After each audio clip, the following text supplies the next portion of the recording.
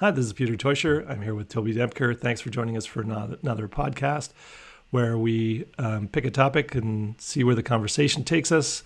We cover personal development and professional development and a little bit of philosophy in the hopes to inspire other people and help you reach your own highest potential. So, Tobi, thanks for joining me for another conversation. Good to see you. Yeah, thanks for having me. Good to see you too. So, last week or last session, 2 weeks ago, we talked about happiness. And Yeah, any afterthoughts on that conversation? a little bit. I think actually just having that conversation has brought the subject of happiness into my sort of span of attention a little bit more, and just by thinking about it a little bit more and having the awareness of what is making me happy has just had a pretty positive impact on the past few weeks, I would say. A lot about what we talked about, just finding happiness in the moment, and also in your decision making. Making things that uh, is sustaining your happiness. And also, what one other afterthought that I thought that I hope that people, anybody who might be listening, didn't get the impression that happiness, at least from my definition point of view, happiness is not defined by only in the moment. I really want to emphasize that for me, it's also it's a very long focus approach. I mean, it's a you'll have up and downs, but it's the overall um, experience that you sort of view how you view your life or your situation. So it's, I mean, you can have moments of dullness or bitterness or whatever, but you can still be happy, right? So I just wanted to clarify that, really. Yeah, absolutely. I think Mm, happiness is in the moment. It's in the now. mm, You even if you're remembering a nice occasion or you're excited about something in the future, you're doing it now. But I agree with you. I think if you're reflecting on if you're living a happy life, it's sort of the aggregate of all your experiences. And I hear people give advice on relationships, and they talk about as long as there's more good times than bad times. I guess you mm, could look at happiness the same way. I think my what I was reflecting on afterwards, and I don't think I don't recall mentioning it in our conversation, is that, and I think it's a really important point, and it kind of ties into what you're saying, because I've written about this in the past, and I don't think I really emphasized it, but I think it's helpful to see happiness as a type of feedback. It's a feedback on your life. So if you're feeling happy, if you have this sense of a happy life, that's good feedback that your thoughts, your beliefs, your actions, the environment you put yourself in, the relationships you're in, the type of activities you're doing.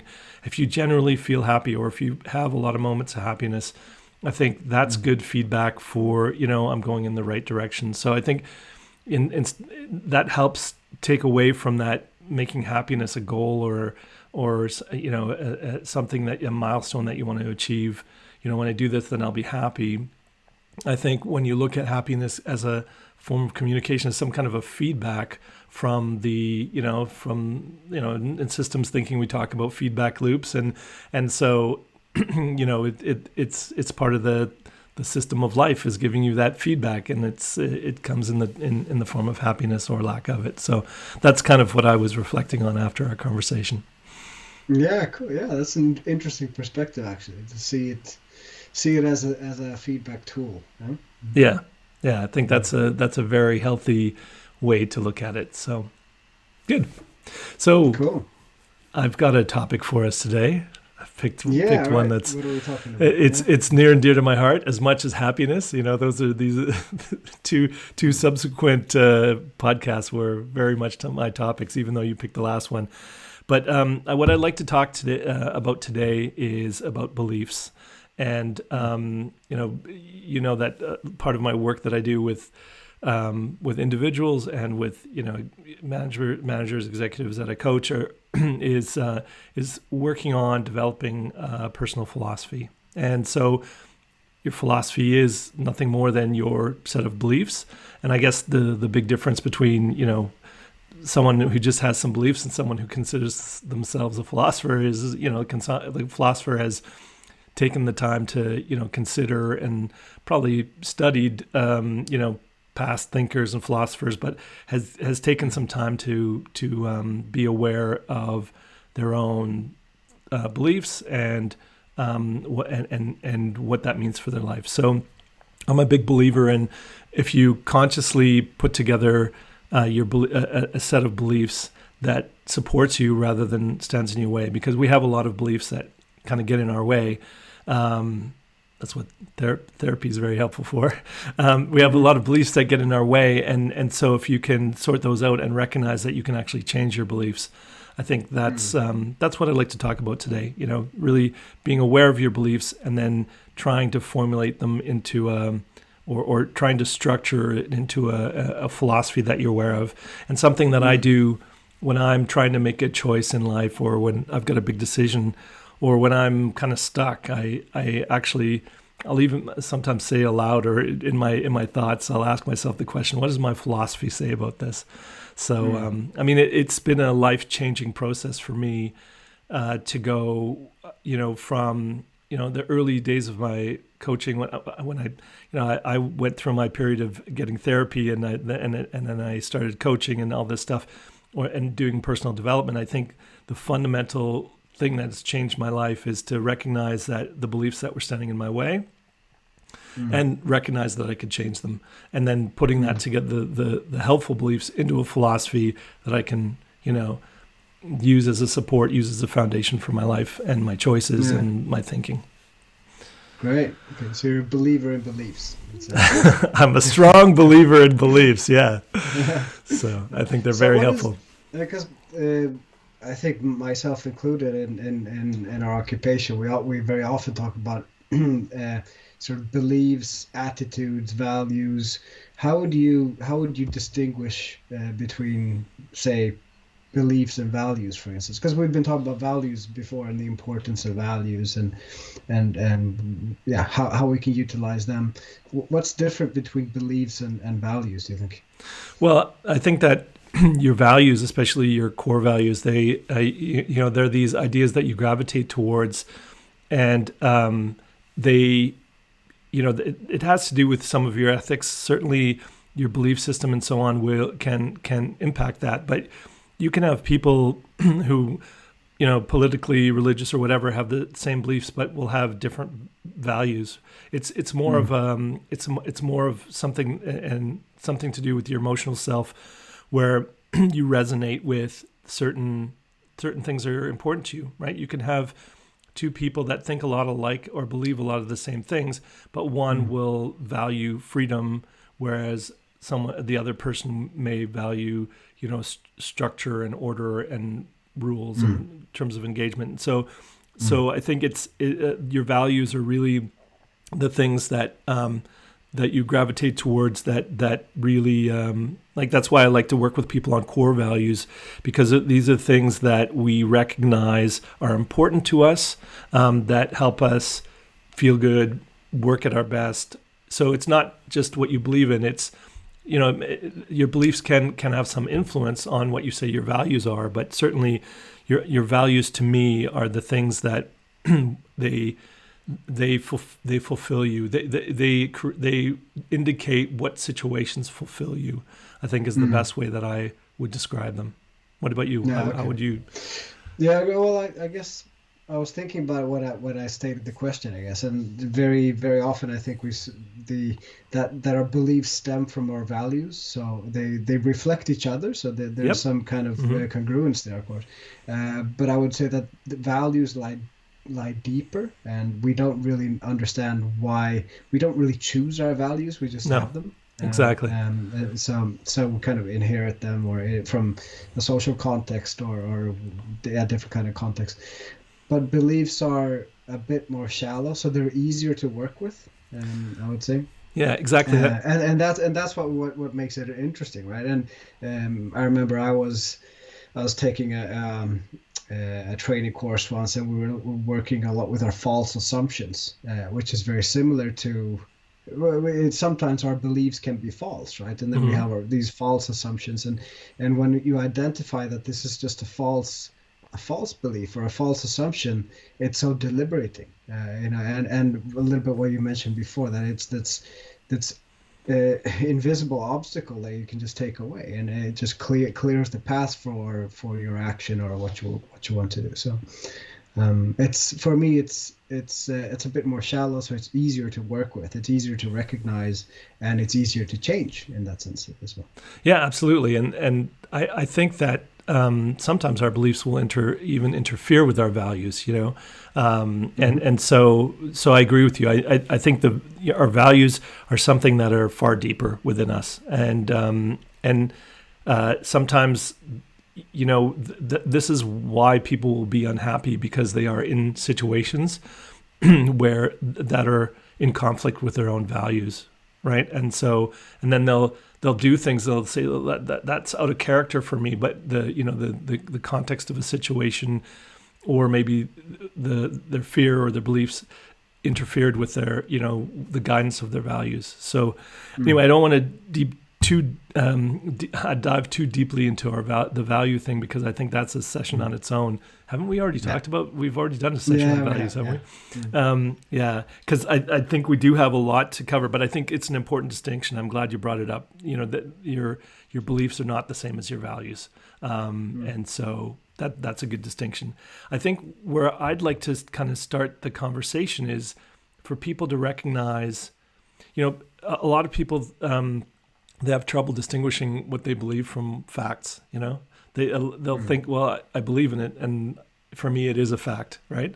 And so people will even think that, the world we live in is based, it's based on facts and laws and so on. But if you think about Mm. the reality we live in, it's actually far more based on beliefs than it is Hmm. on natural. When you think about human rights, I think we Mm. both agree human rights are important, but they're man-made. Their construction. If people didn't believe in it, and then even something as simple as money and the monetary system. I mean, Mm. we say that piece of paper with a number on it is worth something, or the nowadays a lot of times it's just all digital, but Mm. we do work, we receive a certain amount of money or credits or whatever you want to call it, and so Mm. but that system works because we believe in it. It doesn't have any. Mm. There's no natural law that says that money exists or needs to exist.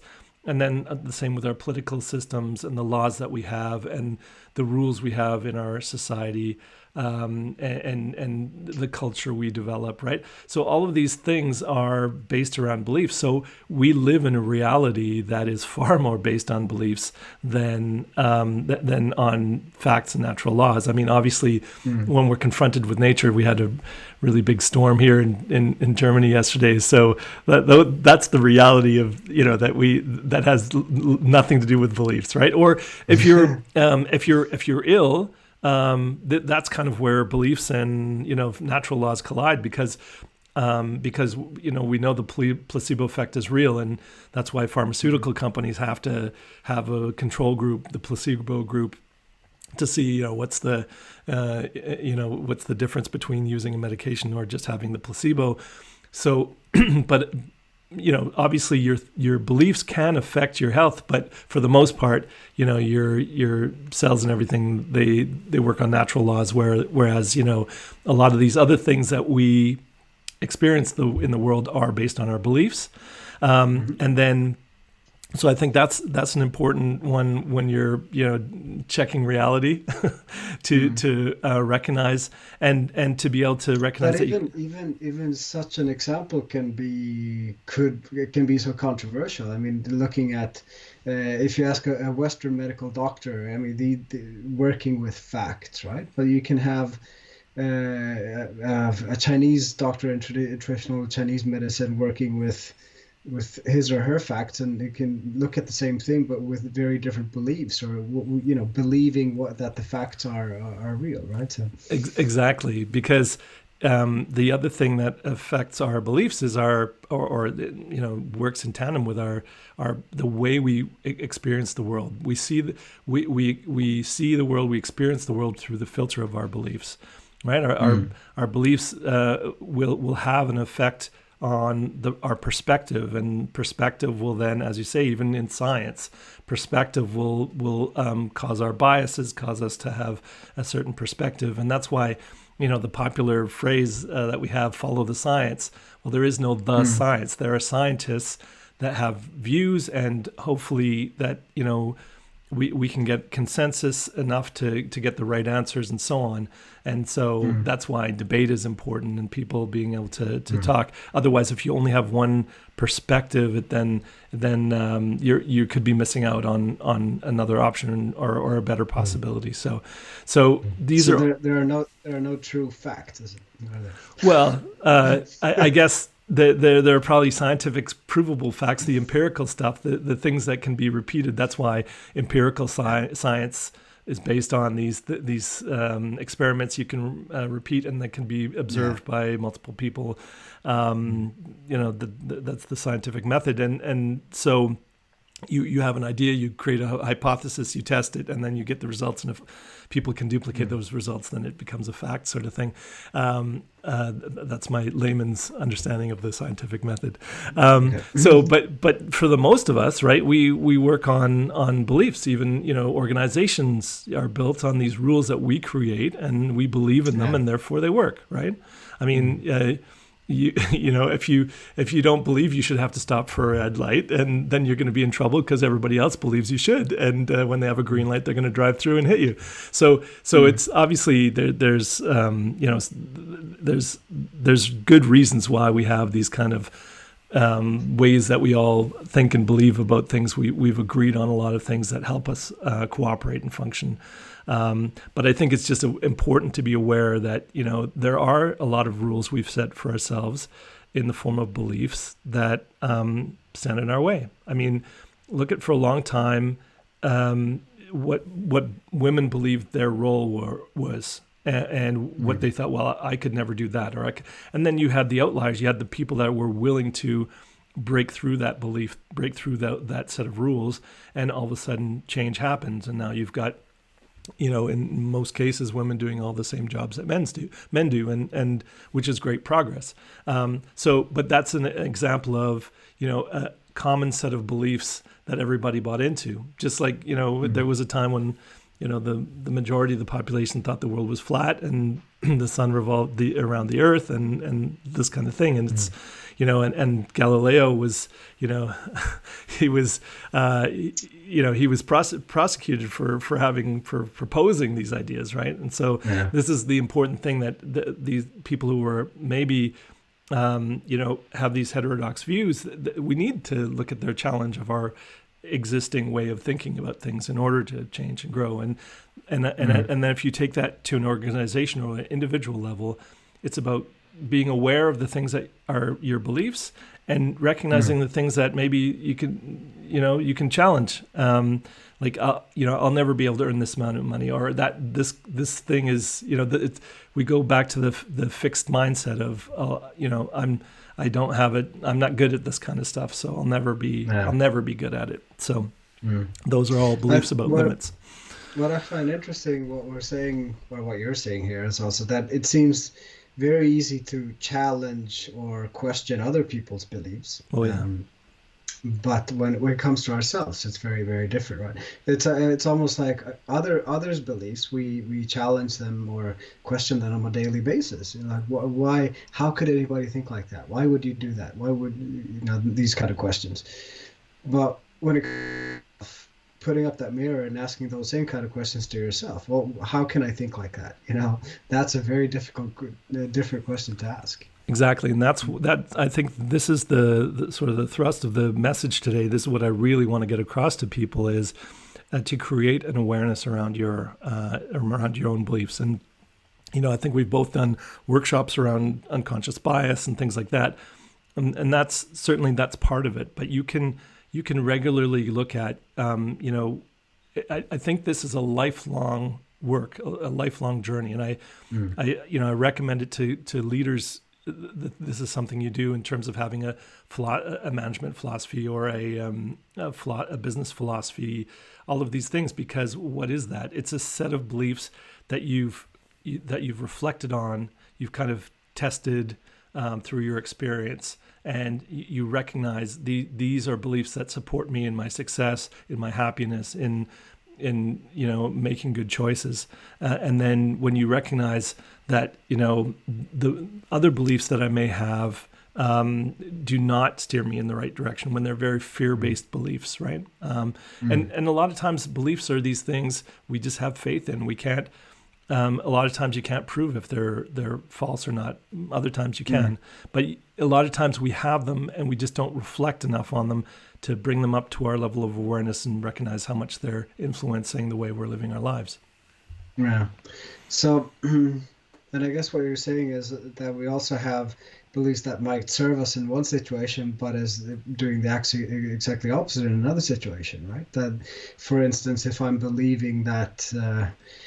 I don't know, if I'm in a dangerous situation, I have a belief that is hindering me from doing something. Obviously, that's going to have a beneficial effect. But in another position, if I'm always bringing that, as you mentioned, fear, if I have a belief that this is dangerous, this is going to hurt me or something, then that might have a very non-developmental effect on my choices and what I choose to approach and what I want to do. So having that challenging mindset to ourselves, that's really important, right? How does this belief serve me in this situation? And one, I think I've mentioned this before as well in our conversation. So for me, a really good question is always like, what's at risk? So what's at risk here if I do that? And that's a really good way, for me at least, that I use a lot to challenge my false assumptions or challenge my assumptions and see if they're false or not. Yeah, and that's a good example of how much having really well thought out beliefs can help your decision-making process, the choices that you make in life. Exactly, questions like that. But first, it's about bringing the beliefs up to a level of awareness so that you can actually reflect on them and decide, no, this is not a helpful belief, and then the next step is learning how to change them. But I think we'll come to that. But I think really when you can bring your beliefs up to a level of awareness, and I believe in the utility of beliefs, right?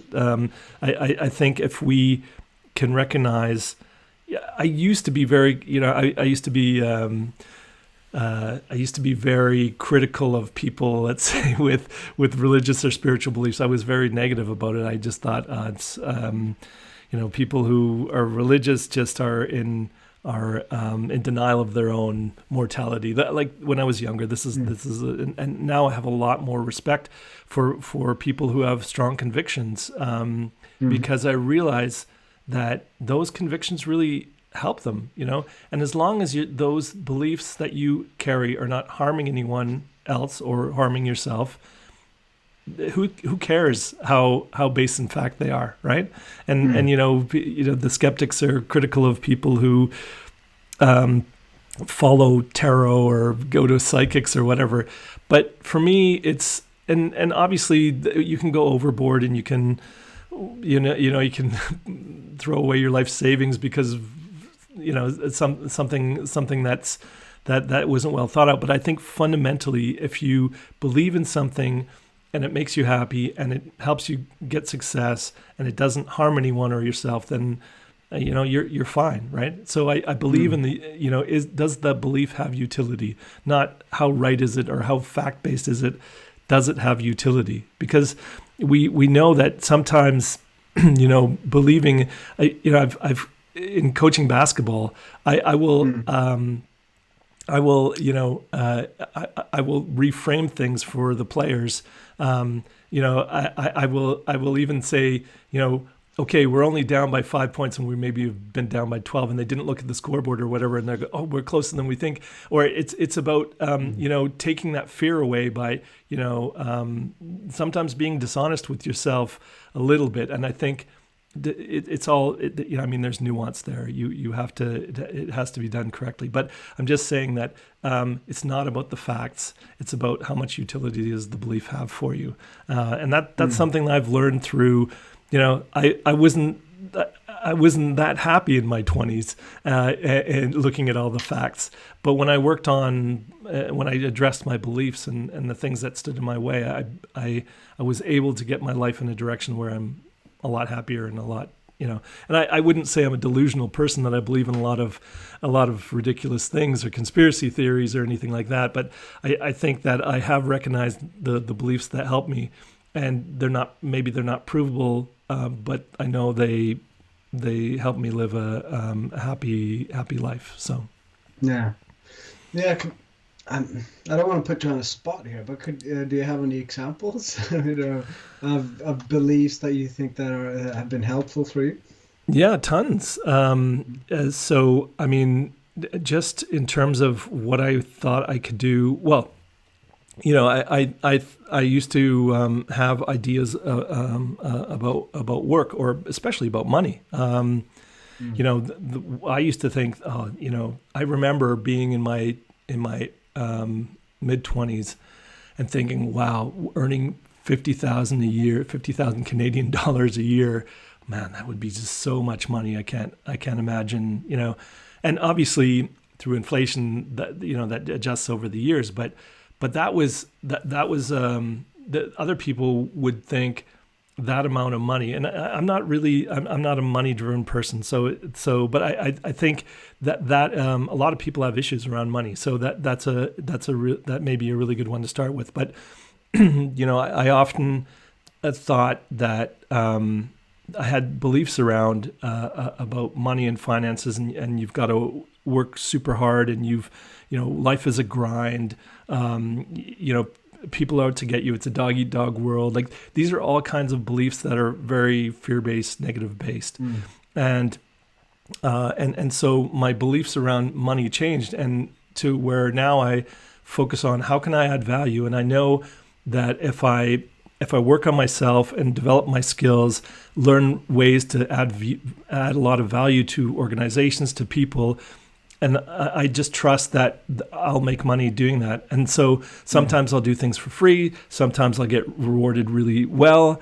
But I know, in aggregate, it'll all work out, and I'll be, I don't even question my abundance anymore. I've switched my beliefs so that, even when I recognize, a lot of times when you reflect on your thoughts, that'll be a reflection of the deep-seated beliefs that you have. And so when you constantly have these thoughts like there's never enough money, I'm always broke, I just can't get, and that may be a reflection of the past or the current situation, but is that belief helping you, or are those thoughts helping you move forward? It's just like when you focus on the problem rather than look at the solution, and I mean that's something typical out of systemic principles, where you don't focus on the problem, you look at what's the solution, what resources do I have, and that helps you move a lot forward a lot better. And there were beliefs that I had around relationships that were totally undermining my relationships, both with friends and romantic relationships, where beliefs around my own self-worth, the role that I should be playing in a relationship, being a pleaser and not thinking about my own well-being, and so on, and it all stemmed from beliefs. I mean, even beliefs where I'm not good enough, or these are all really deep-seated beliefs that people have. And in coaching, we come across people who there's all kinds of self-sabotage, or there's this imposter syndrome, and that comes from this. Here's the situation. I don't really believe it. I think I just got here out of luck, because there's a belief in me that says, actually, I'm not good enough. I'll never be enough, right? And all of these things, and these are examples of the kind of beliefs that stand in your way. And so that's why before you can change the circumstances and the success you're having, it's important to look at some of the core beliefs. And this is why when you look at the most successful people, they either don't have those beliefs because they were raised in a family or whatever where those beliefs didn't develop, or they've overcome them and they've taught themselves. They've gone contrary to the kind of results they've had, and they've said, I don't believe that story anymore, and I'm going to go a new direction, and that's how they've become successful, right? It's my Yeah. story for sure. Yeah, great.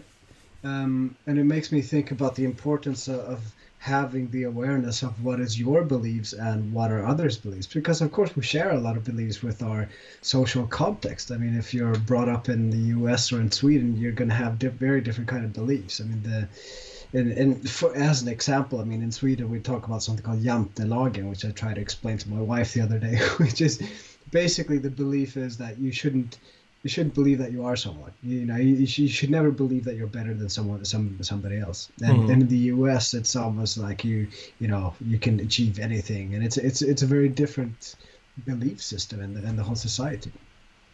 But what I mean is, so it's really important to define your beliefs for yourselves. Is this something that I believe or that other believe that I should believe? You know, and it's a very different thing. And especially, I think, when you talk about success, that's one of my favorite questions to try to define and discuss and to share different views on. What do you believe is success? What does that mean to you? And when you dig into these kind of definitions and beliefs of truly understanding your beliefs of it, it's very seldom we what the original thought kind of was, right? If you peel that onion, and I find that really interesting to see how you can play along and really create a better awareness and crystallize what the real belief is here. Yeah, you're absolutely right there, and that's why I counter a lot of people who are successful but unhappy because they've they've gone by other people's or society's sort of pronouncement of what this is, what happiness is, this is what success is. These are the things to strive for. Modern marketing does the same. You need to have this and this in order to be happy, and so that points to the fact that a lot of our beliefs. You talked about cultural beliefs. That's certainly there. Through immersion, through your environment, you're going to adopt the beliefs of others, but also through conditioning, right? So, at a very young age, we have the kind of ideas that are repeated to us again and again, and then through our parents and our closer family, then through the school system and so on. And a lot of times those are really good and helpful beliefs, but sometimes Mm. they're not. And sometimes they create barriers or they're even destructive. So, and then also we can develop strategies, right? From a young age, we develop strategies where we see something, we interpret it, we have a certain perspective on it. Obviously, as a child, you see the world differently than you do as an adult, and you make assumptions around what you just saw, and that creates then a foundation for a belief about the way life is. We make these assumptions, and then Mm. then if you don't go back and look at those, I mean, this is where you see like a child who thinks, well, to get what I want or to get attention, I need to get really emotional and loud and so on. And so you'll have Mm. the child in the aisle of the supermarket who's not getting what they want, and they're on the floor, having a temper tantrum. And then that same person may grow up to be in a leadership role, and then they may be expressing that same kind of sentiment only in a different way. Mm. And a manager loses his temper, freaks out on people, every time that something doesn't go their way. And Mm. sometimes you see it in celebrities or whatever, right? And so. Mm. So you can see that these strategies have developed, and they are based on certain beliefs that we maybe just one or two things happened to us, and we jumped to a conclusion, and that became a belief that we carried with us throughout Mm. the rest of our lives. Yeah. So something that confirms your belief is very easy to cause a pattern that can come into sort of a strategy and maybe a habitual behavior that you carry with you for a very long time, right? Yeah, absolutely. Mm. And Mm. thinking plays a big role as well, because thinking is another source of creating beliefs. Repetitive thought. So you think a thought enough times, you start to believe it. You hear a message enough times, you can hear, if you hear a lie often enough, you will start to believe it, right? And this is part of the whole conditioning process. And so just being, the more you have an awareness around this, the more you're able to change or to combat the influence that you have. And so that's why I'm always, my slogan, awareness allows change. This is why awareness around your beliefs is so important, because you can start to recognize, these social movements and questioning.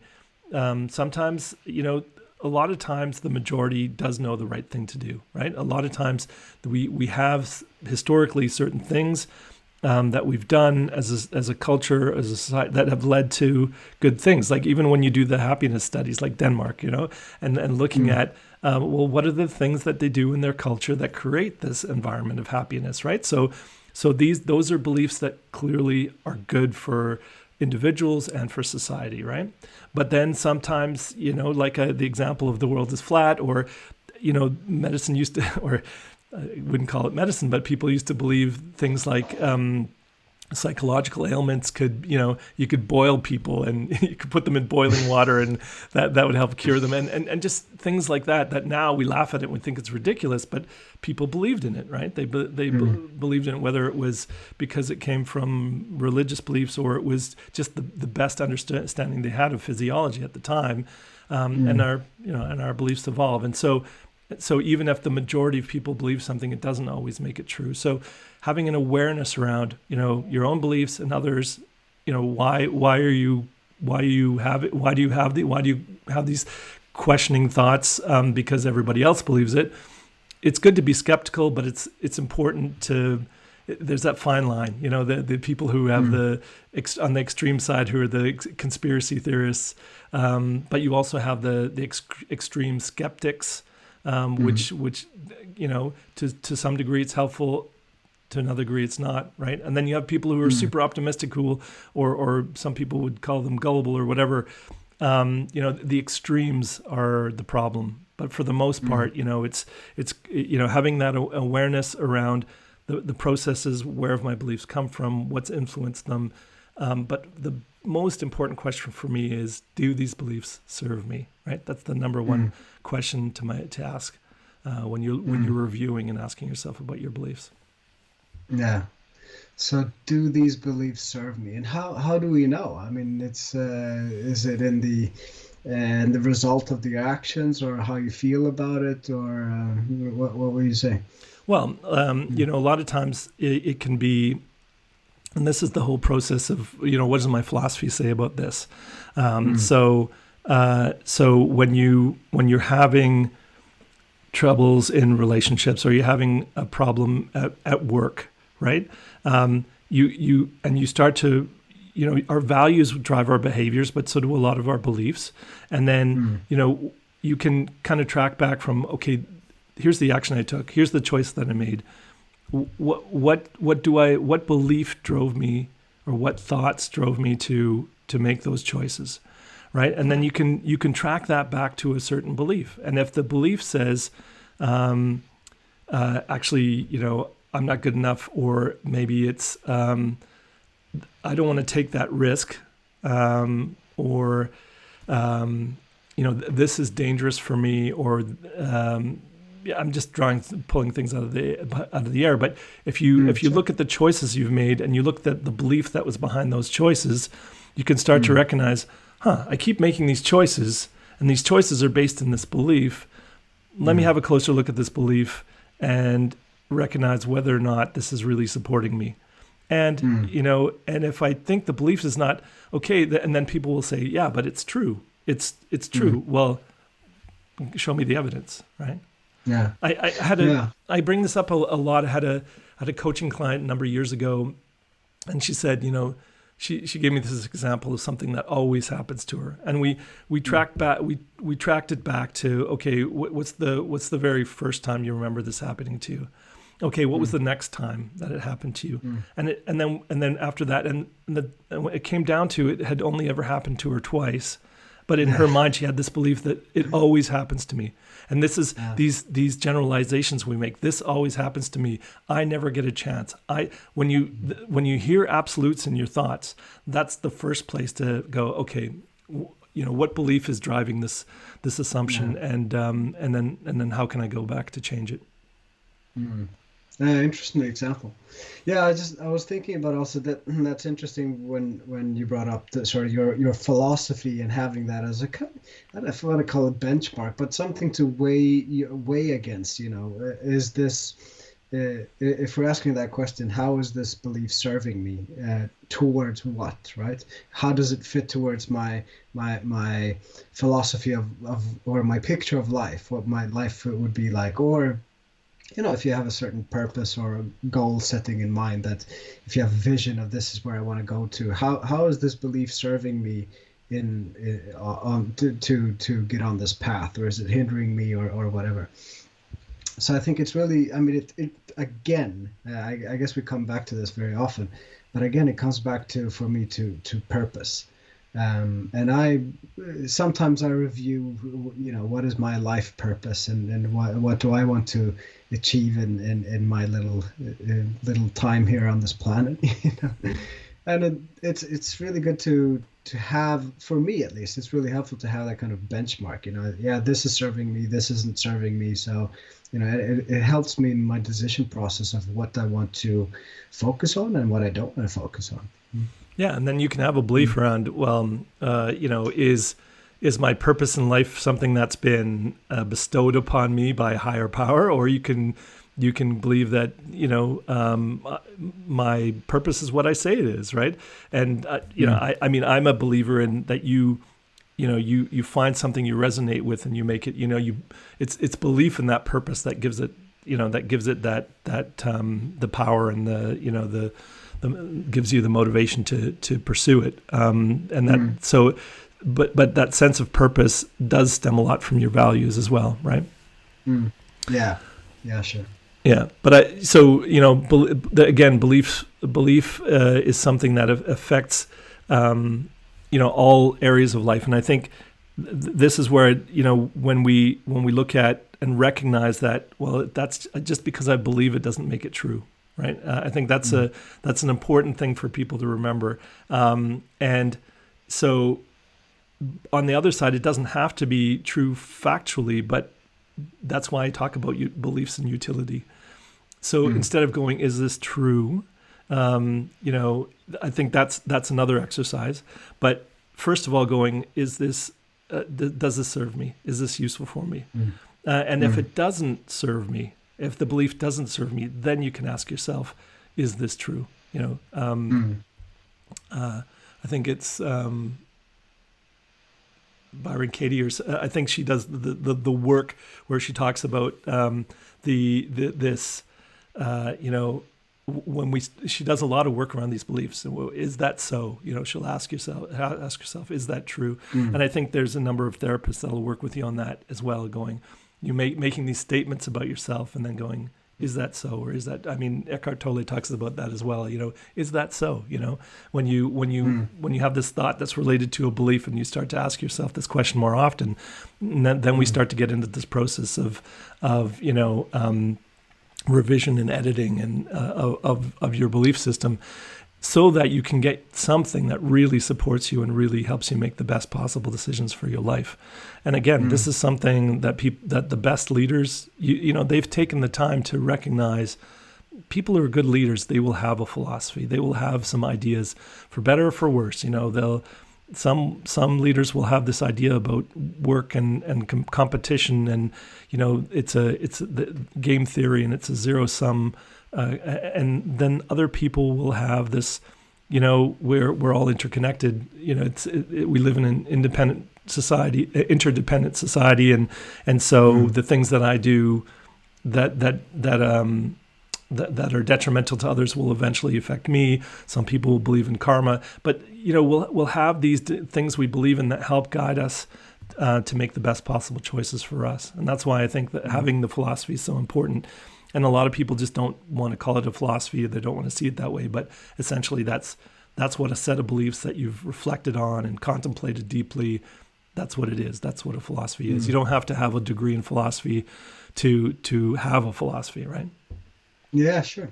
No, I can share that. I mean, I'm going through I think I mentioned that before. I'm going through one of these courses that we're doing for teaching in higher education, where one of our assignments is to create a teacher philosophy for ourselves. You know, who are we as teachers, and how do we want to continue to develop, and what are our beliefs? I mean, it's all part of this, and it's really helpful to think about that in this role. I mean, I think a lot about myself and as a personal individual, but also to think about that in my role as a teacher. You know, how what's important to me, what do I really want to emphasize, what kind of teacher what do I want to be, what do I believe is good teaching, successful teaching, what kind of tools and techniques and methodology these do I use. So it's also from a professional point of view, I think it can be really interesting to think about that. You know, what is your philosophy in whatever role you have, if it's as a nurse or a carpenter or, or whatever. Yeah. Another thought that came to mind is this part about proactiveness. Mm. You know, if you are, I guess it's kind of a theme that is dear to me. But think about proactiveness and how can I be in the driving seat of my career or my life or whatever is, and in the sense that is the beliefs determining my or identifying who I am as a person, or if we turn that around, so me as an individual, am I in control of my beliefs? You know, and do I have a choice here? What kind of choice do I have to proactively choose what kind of beliefs that are supporting me or hindering me? And for me, that's a really interesting yet important perspective to look at it from. So if I proactively uh, think about, create awareness, and then choose my beliefs, that is very different from having your beliefs driving you. But then that's for me as an individual, that's so important. Yeah, well, they're very intertwined, right? I think that part of the reason that people have such difficulty letting go of beliefs or shifting their beliefs is because they become so identified with them, right? That's just who I am. That's or that's my faith. That's the religion I believe in, and that's fine, as long as it's serving you. But I think that your beliefs will, to some degree, create your identity. What you believe about yourself will create your sense of self, right? And so they're very intertwined with one another, your beliefs and your sense of who you are. And I mean, it's all systemic, right? There are different components, obviously, to who we are. But I think that beliefs play a really, really important role, and there's something that we can control. And I think that's the other important message today, is to recognize that just because you have these beliefs, it's not who you are. The beliefs are not necessarily who you are, and so you can't change them. Just like you can change yourself, you can change your habits. A lot of times people will be judged based on their behaviors, but are the behaviors who they are? No, they can change the behaviors, right? And so I think those are the things that are important to recognize when you're looking at this whole process.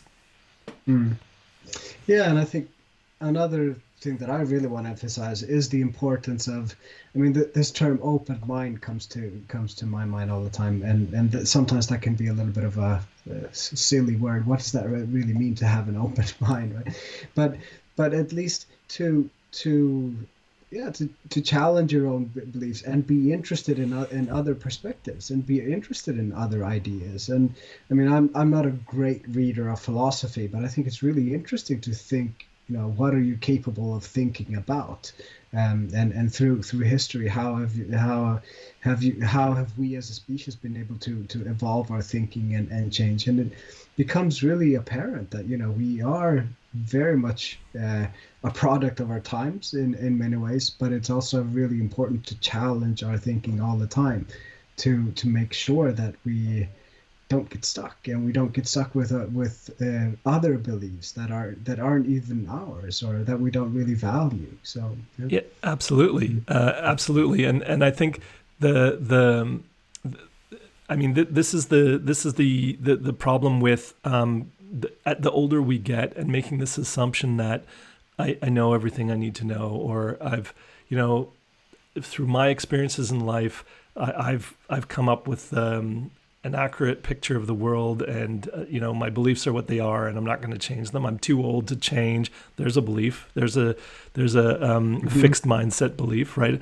And the thing you'll find, the people that continue to challenge themselves and experience new things and grow and learn, they will constantly be challenged, and they're willing to change their beliefs. I remember listening to a TED talk from a gentleman. He was responsible for conservation in Africa, and he said one of the biggest regrets he'll ever have was, you know, he had herds of elephants culled, because he thought that these growing herds of elephants were trampling the vegetation and not giving them a chance to grow. And then, you know, he had a certain way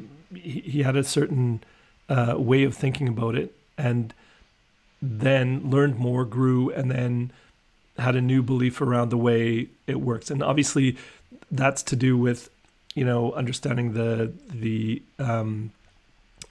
way biology works and the environment and so on.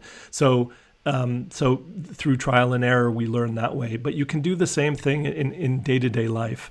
So he realized that, you know, actually the elephants, as the elephant herds traveled, they actually fertilize the soil and help grow. So what you need is actually more animals, you know, spreading the seeds of the plants and fertilizing and so on.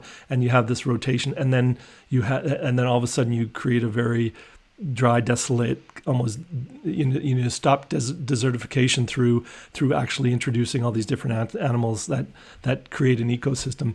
And his choices were based on this previous belief, and then through learning, through experience, you know, he was able to come to a new belief about the way things should. And we're constantly doing that, you know, as a species. We're constantly learning, and learning is accelerating. And the thing is, you can take those principles into your own life and look at them in terms of, okay, the choices that I'm making are, you know, the famous Einstein quote, you know, if you I think it's attributed to Einstein. I don't know if it was from him, but you know, the definition of insanity is, you know, continuing to do the same thing and expecting a different result. And that's and this is the thing that comes down to, you know, what we believe. You know, we continue to believe this even though the evidence is showing us now. So we keep believing something, it's not beneficial to us, and then we see all the evidence and we're still not questioning the belief. Right. And so this is why this whole process is really important. So that for me is how important beliefs are, the power that belief has, you know, the way it affects your choices and the way you live your life and the limitations you may set on yourself. I mean, there are people who have this amazing belief about what's possible for them. And I give this example about when I used to coach basketball. I give, you know, when I was younger, the start, Michael Jordan, Kobe Bryant, those were the big stars, and I used them as an example. You know, what's the difference between a Michael Jordan or a Kobe Bryant compared to the guy who's at the end of the bench in basketball? You know, they both made it into the professional league. You have to be very talented.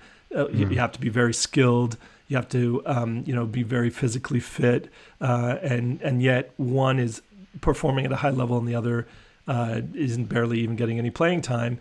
And the difference is that belief. I think Michael Jordan, every time he took a shot, he believed he could hit it. You know, there was no question. And every game, whether they were the underdogs or not, I believe I can win. I can believe, you know, and so with Kobe Bryant, they called it Mamba mentality. This drive, this, you know, and then you have the belief combined with a work ethic, and you can have. It's unbelievable what you can achieve, but the mental part, and that's why a lot of professional athletes have these mental coaches, because they start to they'll have these a stretch where they're not hitting their shots or they're not performing as well as they should, and they start to believe that they've lost something, or they develop a belief that's not helpful.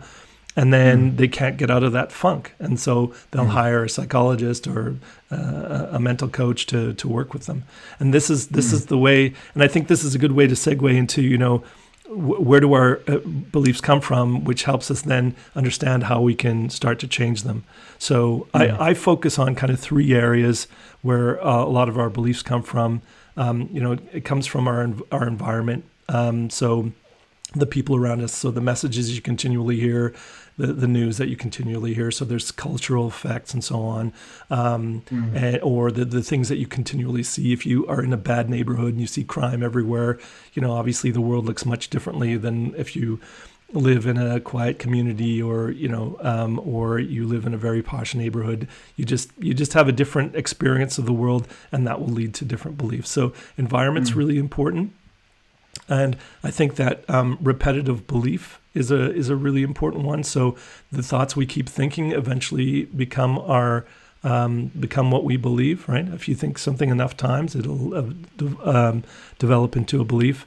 And I think so. Those are two areas that I think you can really have control of. Sometimes it's hard for you to change your environment, but you can limit the people. You can limit the amount of news that you watch. You can limit the people with negative beliefs that you have contact with as much as you can.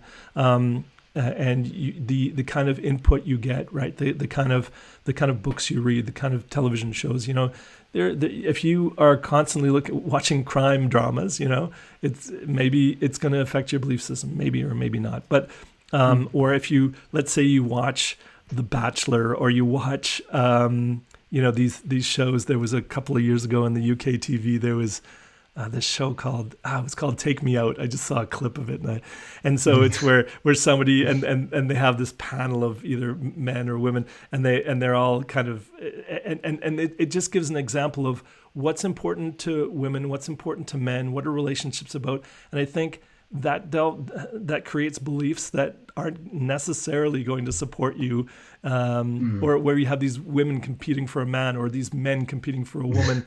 What does that say about the nature of relationships, right? So when I talk about environments, all these kind of inputs that you have, and you don't need to expose yourself to that, because what belief does that create in you about the life partner you want, or the friendships you want? I mean, what you're talking about is projecting other people's beliefs on yourself, right? And just having that awareness of what are your own beliefs, how do you define different things, etc. Right? So, and if you immerse yourself in that, and that's where the conditioning, you just, well, this is what I continually see, this is what I continually experience, and your beliefs are going to develop from there, right? Yeah, and I mean, as a parent, it really highlights also the importance of supporting and helping our children in establishing their beliefs of what's possible, what's true, what are the facts, if we want to go there. And what's especially this building confidence, it has to do with that as well. When you mentioned this about Kobe Bryant, for instance, when you're in the flow or you believe that you can take this shot, if you have the belief that this is possible, there's a great amount of self-confidence and grit and belief that you can succeed. And this is probably something that we want to definitely sort of plant into our children and next generation, that things are possible. Yeah, absolutely. And that's the other point the other thing that helps mold your beliefs is experience. So for your kids, right, if you can give them experience, help them have experience that is success related, very positive experiences. I mean, that's why when someone's trying something new, you want to help them have a positive experience that'll make them want to, motivate them to go to the next step. So I think between sort of experience, environment, and repetitive thought, those are the three areas that I look at the most. And I think experience is a good one. And actually, there's an exercise. I believe in the morning cold showers, and there are a lot of health benefits. Wim Hof will talk about these with his breathing techniques. So is this a fact or a belief? No, he's being studied. Wim Hof is the Iceman. He's a Dutch guy who's broken all kinds of records, and they, and this is the I thing. mean, I was just kidding, and Yeah, actually, it doesn't matter if it makes you feel good. If it makes it you feel like that it's working, then that's great. Right? yeah, and It's all about the perception. yeah, it's interesting to look at it, but he is being scientifically studied, and because they thought maybe he's just a freak of nature, but he teaches it to other people, and other people can replicate his results. But certainly there are things that cold showers do physiologically that releases endorphins. It gets your adrenaline. It's a good way. It gets you. It does help your immune system, and I'm not an expert on it, but it has positive effects. It has for me as well. But the psychological effect that it has, and there's actually a psychologist. I can't remember where he's from, but anyway, it doesn't really matter. One of the ways he treated a severely depressed woman was she took these ice swims, and it really helped. It really helped her mood. It really helped manage her depression. But one thing that cold showers will do is the act of getting into that cold shower helps build your confidence, because you've got something that you're afraid of, or that is going to be uncomfortable for you, but you do it anyway. And if you do it on a regular basis, you continue to overcome it, right? And so the cold showers thing is a way. So it's an experience that you have. So I have this mental barrier. I have this thing I find mentally and physically challenging. I do it anyway, and I survive, or I feel great afterwards. And it really helps to build your confidence. And so that's why you can have these beliefs around, I'm not productive, I never get things done, right? This is when people procrastinate, or people are not very effective at things. Part of that is their belief system, right? And so you start to do these small tasks, and you become a person that completes their tasks, and completes them well, and completes them often, right? And so it's about these experiences, putting these experiences together in order to have a different belief about yourself, right? So yeah, and I actually think I was thinking that before, but I think here appreciative inquiry can be really beneficial here. Yeah. When you really, because it's challenging your beliefs, and looking at when you are successful, looking at what's possible, and designing sort of small steps to utilize your strengths to get there.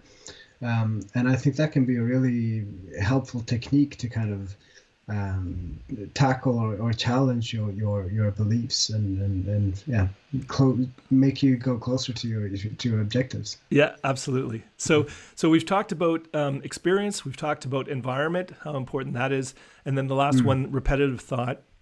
This is, we don't have control of our thoughts. The thoughts come and go, right? And this is when I talk to people about meditation, a lot of people think that to meditate, you've got to clear your mind completely of thoughts. Well, that's not possible, but you start to gain control of where you focus your attention on.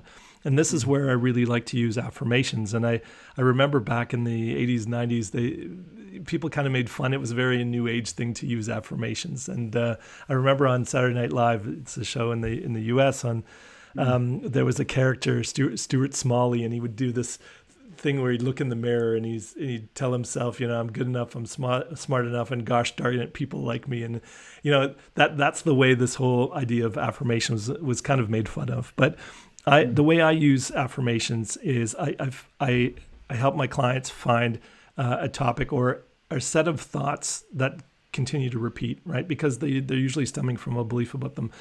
So they'll have this thought about that continues to repeat around a certain subject or topic. And then what I'll do is I'll have them write a statement that is the contrary to that. So it affirms the opposite.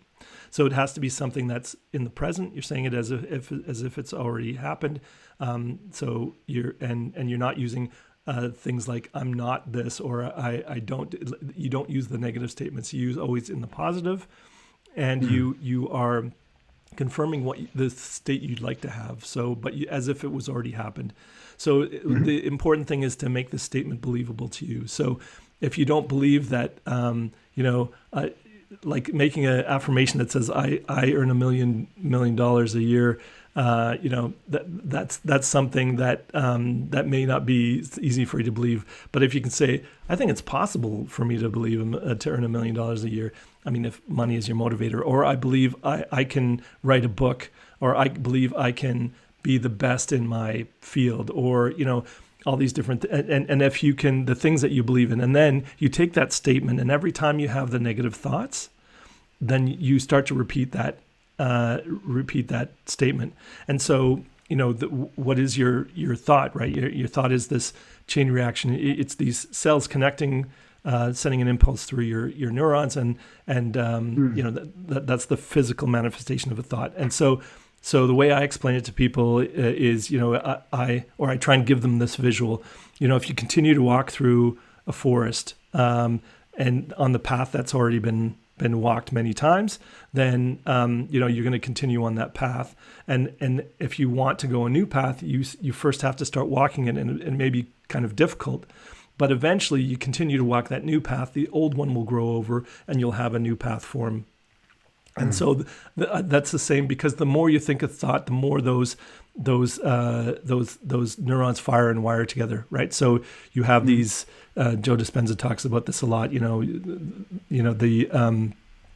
Where the more you think a thought, the more these neurons in your brain, these pathways, these neural pathways, create this path like through the forest. And then the more you start to think about another thought, these connections become weaker. And so that's why it's important to start to, when you have these regular negative thoughts that always come up, something happens, there it is again. That always happens to me. I can never be good at this, right? And then, so when these thoughts come up, you have this statement ready to go, and then you start to repeat it like a mantra to yourself. And then you'll find more and more those thoughts will fade, and they'll be replaced by a new belief. And all of a sudden, you're in a new direction. And that's a really powerful way, I think, of changing people's mental processes, but also changing beliefs. So those are the three for me.